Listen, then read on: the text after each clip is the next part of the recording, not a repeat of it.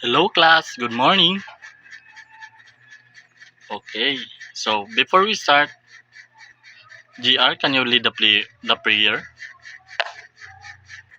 So how are you today? Okay, very good. Because everyone is good today. So who's absent for today class? Okay, I'm glad to hear that no one is absent for today. And now I have these classroom rules.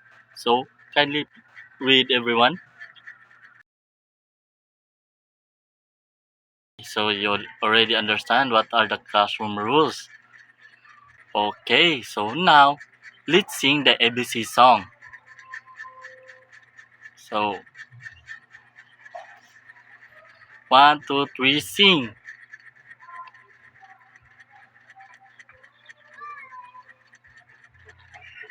Okay, very good. You sing it well. So, everybody give a round of applause to yourself because you sing it very well. So, before we start our new lesson, let's have a group activity. So, I will divide the class into three groups. This will be group 1, 2, and 3. I have here a puzzle picture, and all you have to do is collaborate with your groups for you to complete the puzzle. Okay, very good.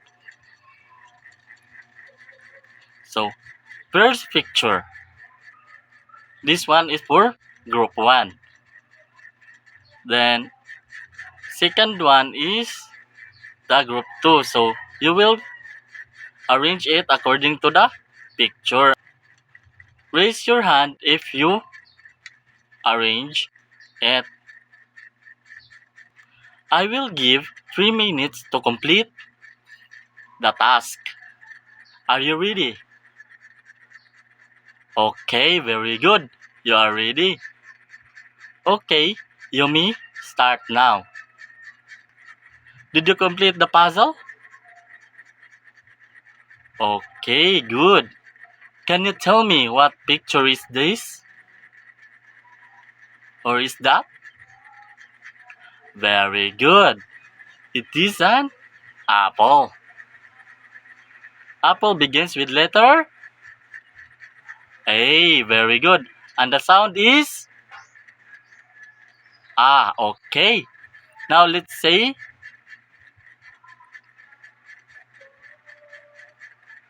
A. So what's the sound of the letter A? A. A. Very good. Great job, Group 1. Then Group 2. What picture did you complete? Okay, very good. It's a turtle. Turtle begins with letter T. Very good. And the sound is? Okay. You got it. So, what's the sound of letter T again? Okay, very good. You get that? Great job, Group 2. How about Group 3? Can you tell me what picture did you get? Oh, it's a cat. What's the beginning of the letter of the cat? The word. Okay. C. Very good. What's the sound of the letter C? Okay, good. You get it. The sound of the letter C. Great job, Group 3. Let's give ourselves a round of applause or 5 claps. Yay! Who among you here has an idea about our topic for today? Okay, very good. Our topic for today is beginning letter of the words. For now, before we formally start, I'd like you to introduce the objectives of this topic. So, here are the objectives. So, give the beginning of the letter name of each picture. Then, group the pictures according to the or to its beginning letter. Create the word that begins with a given letter. Did you get it, class? Okay, very good. So now, here are the other activities. Direction. Group the pictures according to its beginning letter and identify its beginning letter. Understand, class? Okay, very good. Now, you may start to group the picture. I'll give you 10 minutes to do that. Class, did you group the pictures according to its beginning letter?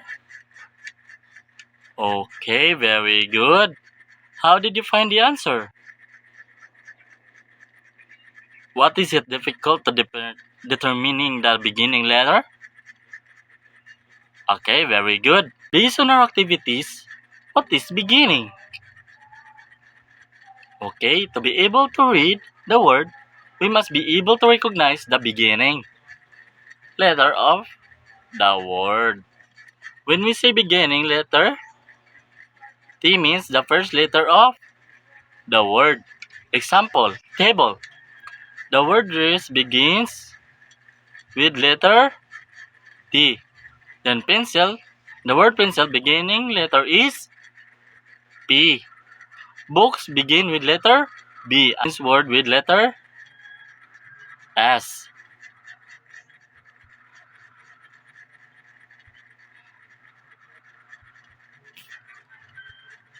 What are the letters in English alphabet? Okay, that is A, B, C, D, E, F, G, H, I, J, K, L, M, N, O, P, Q, R, S, T, U, V, W, X, Y, and Z. Okay, how many letters are there in alphabet? Okay, 26 letters in English alphabet and 5 are vowel letters. So, the vowel letters are A, I, U, or A, I, U.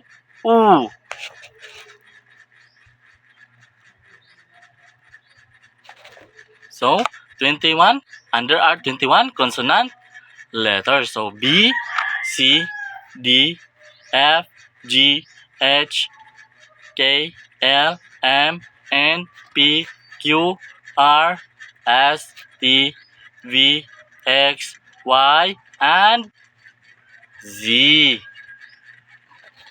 So that are the letters.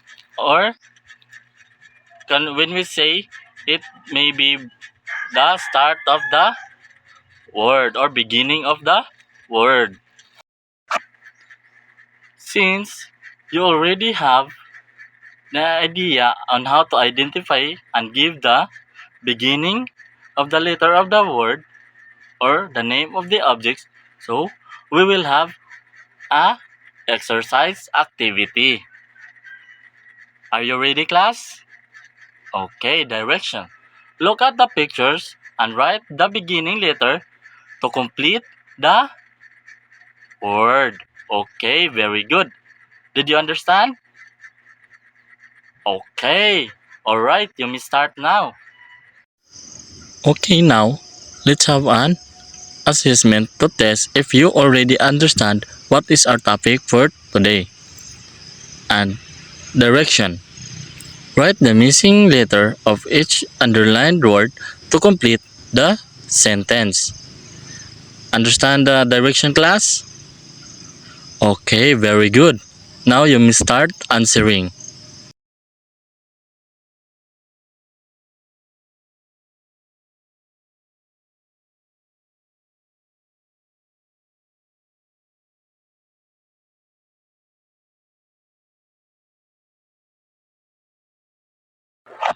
Are you done answering, class? Okay, very good. So, in your assignment, draw your favorite things, write its name, and underline the beginning letter. So, did you understand that, class? Okay, very good. So, that was your assignment for today, and you will pass it tomorrow. So, goodbye, class, and see you around.